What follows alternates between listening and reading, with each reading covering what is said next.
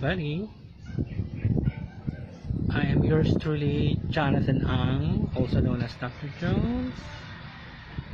Ngayong hapon po ay kukumustahin natin ang aming pinakamamahal na ampong pusa na si Coco. Coco, there you are. Coco, kumusta ka na, bebe? Kumusta na ba ang poging-poging pusang yan na si Coco?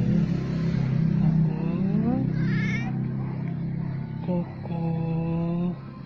Ayan, nakikita niyo naman po. Lagi pong mapag-isa itong si Coco. Hindi natin masabi kung maiyain lang ba siya talaga or loner ba, at talagang hindi siya nakikisalamuha sa ibang pusa. Coco.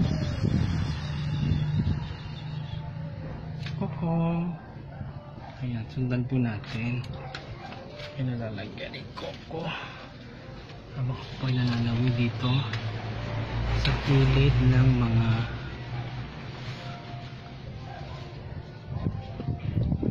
pader-pader dito sa likod bahay. Coco. Kita niyo naman po, poging-pogi pa rin si Coco. Oh. Ayan. Mahigit 2 taon na pong naninirahan o mainstay sa amin dito si Coco. Ayan, si Coco. Hindi siya mapakali. Oh, sorry naman, baby. Galit ka ba? Inistorbo ko ba ang siesta time mo? Ayan siya. Kontento siya sa kung saan siya naroon. Ayan. Dito lang siya sa pader. Ayan, relax, pahapahangin. Ayan, Coco. Si Coco talaga mabait pa rin yun eh.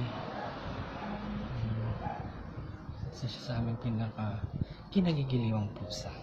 O sige Coco, dyan ka na muna ha. Naistorbo kasi yung pamamahinga mo dyan.